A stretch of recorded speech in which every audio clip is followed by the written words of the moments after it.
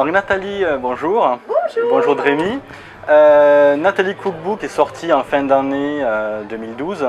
Si on vous avait dit il y a 2-3 ans que vous alliez sortir ce type de livre, qu'est-ce que vous auriez dit? C'est un truc de fou, c'est vraiment un truc de fou. Bah, c'est parti tellement de nulle part, certes, après l'émission Masterchef, on s'était déjà amusé à faire des crossovers via nos blogs et s'amuser à faire des petites chroniques où je faisais une recette de thème japonaise parce que comment s'appelle, la thématique du blog de Drémy est le Japon. Et en fait, c'est vraiment parti d'un coup de tête, hein. C'est ça. Hein. Ouais, je crois qu'on prenait un verre, c'est venu. Ouais, voilà. C'est venu dans la comme conversation. Une envie de pisser. Ouais, on va faire un livre. Et voilà. Et puis en fait, on l'a fait. C'est ça. Voilà. Et direct, on s'est dit, on veut Ankama. C'est très bizarre aussi, hein, mais c'était très impulsif, quoi. On a cherché une maison d'édition qui avait un peu notre univers et c'était très très naturel. Et est-ce qu'on peut dire que depuis Masterchef, ta vie a radicalement changé? Parce que du coup, tu n'étais pas du tout dans ce domaine-là. Bah oui, moi avant j'étais graphiste, donc ça n'a strictement rien à voir. Et oui, ma vie a complètement changé aujourd'hui. On peut plus l'avoir au téléphone, c'est foutu. Voilà, elle me voit aujourd'hui, mais d'habitude on se voit plus. Non, mais c'est pas vrai. Mais oui, ça a beaucoup changé parce que j'ai tout simplement changé de métier. Je suis principalement chef consultante, chroniqueuse culinaire. Et puis ce livre, c'est juste un accomplissement incroyable. Et toi, de ton côté, est-ce que tu as un peu suivi quand Nathalie était à Masterchef un petit peu Est-ce que j'ai le droit de le dire? Moi, Nathalie n'avait pas le droit de révéler des trucs trop confidentiels, on va dire. Mais bon, vu que j'ai la chance d'être une amie proche, disons que oui, j'ai réussi à suivre son parcours presque pas en live, mais en décalé.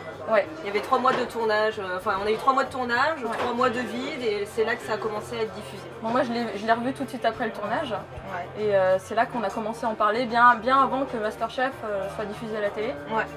Et du coup c'est vrai que ça nous a un peu aidé aussi à lancer le projet parce que du coup Nathalie est devenue connue à ce moment-là et du coup les recettes sont devenues médiatiques par la suite.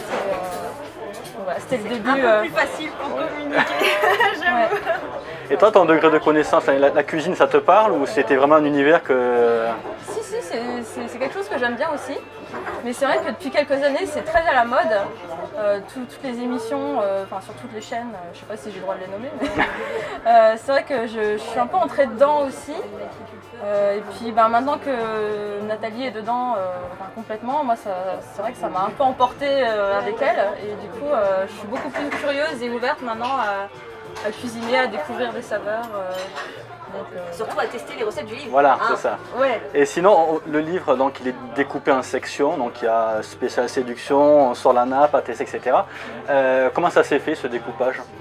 Ça s'est fait vraiment au pif. Non mais c'est-à-dire qu'à un moment j'avais toutes les recettes et on s'est dit bon voilà, il faut chapitrer tout ça et au lieu d'avoir des thématiques du classique type entrée, plat, dessert, on voulait quand même avoir un livre très original et on s'est dit que ce genre de thématique serait beaucoup plus sympa. Et finalement en regardant un peu les recettes, je me suis rendu compte qu'il y avait justement une thématique un peu séduction, d'autres une thématique beaucoup plus type urgence, voilà les potes débarquent, comment on fait. Et ça s'est passé comme ça. Je voulais plus des instants, des chapitres d'instants, de moments que un truc classique. Je voulais vraiment sortir du bouquin de cuisine, même si ça restait quand même, entre guillemets, une base culinaire. Et ce que tu montres aussi, c'est que faire la cuisine, c'est pas forcément difficile, c'est pas des recettes très compliquées à faire, c'est plus pour le plaisir gustatif que le plaisir de soi-même à faire de la cuisine. C'est vrai qu'il y a tellement de livres de cuisine actuellement, on se perd un peu, c'est une mode incroyable, hein. Il y a des livres qui sortent quasiment tous les jours et à un moment je me suis aussi dit où on pourrait être légitime dedans et en faisant justement un livre à la base de une bande dessinée de cuisine et on s'est dit qu'il fallait quand même être justement accessible, on allait être quand même vers un public relativement jeune. Et puis même à dessiner, je peux pas non plus faire des repas gastronomiques, ça serait juste trop long, merci de penser à moi. Bah ouais, carrément. Et c'était vraiment l'idée de rendre la cuisine accessible et au lieu de se dire j'ai envie de faire une entrée ou un plat, plutôt penser justement j'ai des potes qui débarquent, je fais une recette entre amoureux, qu'est-ce que je pourrais faire? En fait, c'est vraiment des scènes qu'on a tous vécues, je pense, à un moment donné. Ouais. Et on voulait un peu plus romancé, hein, parce que les zombies qui débarquent. Oui, bien sûr. Quoique, je sais pas, je connais pas la vie de tout le monde, mais c'est vrai qu'on voulait que tout le monde se retrouve dans des scènes du quotidien, enfin plus ou moins. Et du coup, par exemple, voilà, il y a les amis qui débarquent, qu'est-ce qu'on peut faire à ce moment-là? Il y a une amie végétarienne, hein, qu'est-ce qu'on lui fait? La chiante. Hein. Et au niveau du dessin, c'est pas un livre classique non plus. Est-ce qu'il y avait des difficultés dans la façon de faire? Parce qu'il y a des parties qui sont style BD, vraiment une histoire, et puis donc les recettes. Est-ce qu'il y avait pour toi des difficultés? C'est vrai que je pense qu'on peut fragmenter les histoires d'un côté et les recettes de l'autre, où c'est plus technique et très schématique, alors que les histoires c'est plus de la BD vraiment à part entière. Après, c'est vrai que moi je recevais en fait les histoires de Nathalie par internet. Et je m'imagine quand on est auteur comme ça, on se rend pas compte en fait du travail que ça va représenter graphiquement. Oui. Alors du coup, elle peut m'envoyer quelques lignes et puis je l'essaie, je me dis ah mais comment je vais faire ça, où est-ce qu'elle allait chercher ça? Et du coup, c'est pour une ça. phrase aussi simple que Nathalie marche dans le métro. Ouais, je sais plus, j'avais reçu une fois Paris la nuit, tout illuminé, sous la pluie, et je suis dit oh là là, comment je vais faire ça? Voilà. En une phrase, je lui ai pourri la journée quoi. La semaine même. Après, il fallait penser à comment restituer l'idée. Ouais. Mais bon, c'est ça qui est marrant aussi, c'est de me mettre dans des situations, n'est-ce pas? Ouais. Hein? Et pour les recettes, au contraire, on s'est dit qu'il fallait rester très ludique, montrer à chaque fois un peu, schématiser les ingrédients.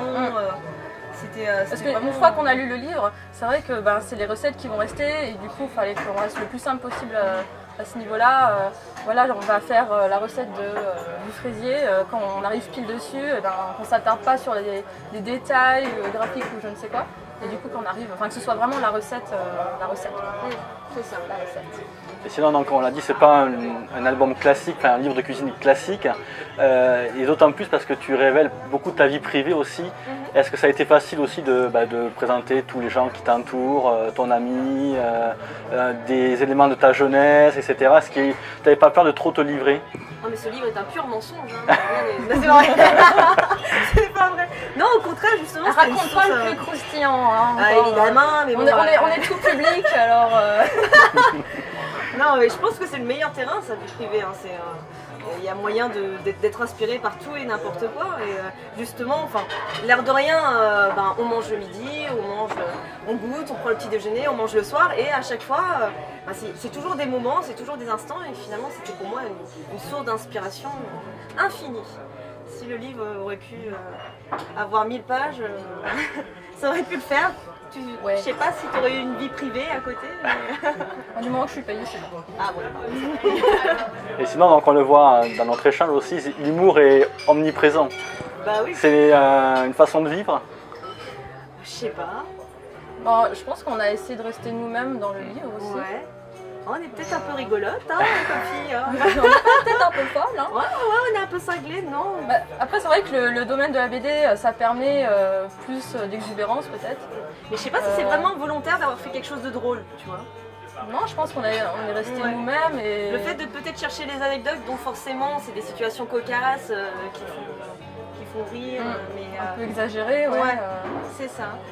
Le côté humour aussi, moi ça c'est très très flatteur hein, quand les gens me disent ouais j'ai lu le livre et j'étais mort de rire, c'est assez impressionnant. C'est vrai que je m'attendais pas à ça.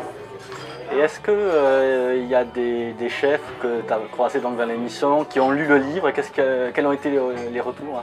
Les retours étaient très positifs, notamment quelques chefs qui font partie du livre, hein, en guest star. Ah, ils ont dit quoi? Les retours sont très bons, ils ont beaucoup aimé, très ludiques, voire même des termes comme petit bijou, des termes qui font plaisir. Ils n'ont pas dit si je les ai... massacrés? Ouais. Il y a peut-être un chef chauve qui va faire « Ah ouais, vous me voyez comme ça !»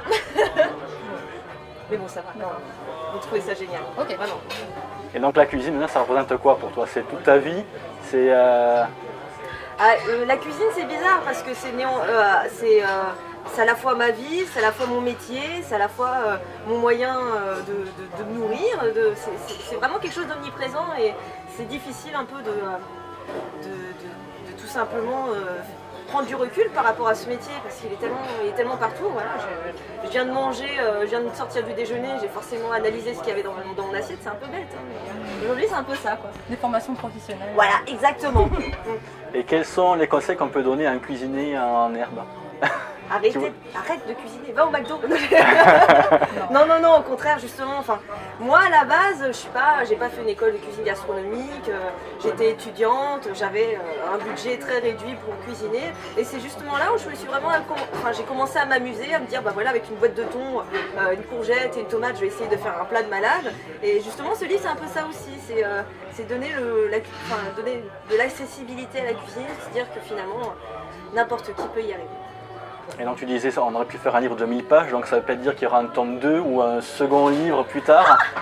Ça, faut le dire aux gens d'Ankama. Alors, Ankama, as-tu reçu ce message? Message subliminal. Apparemment, il faudrait un tome 2, 3, 4, voire 5. En tout cas, vous en avez l'envie de le faire? Ah oui. Ouais. Ah nous, oui. Bien sûr, ouais. Avec plein d'idées nouvelles. C'est ça. Toujours. Puis je pense que, on a reçu beaucoup d'avis positifs de la part des lecteurs et c'est vrai qu'ils en veulent plus, quoi. Ouais. Donc, pourquoi pas. C'est juste de la générosité, hein. Ils en veulent plus, on peut en donner. D'accord, ok. S'ils en veulent plus, on va en donner voilà, plus. c'est ça. Très bien, mais merci beaucoup à toutes les deux.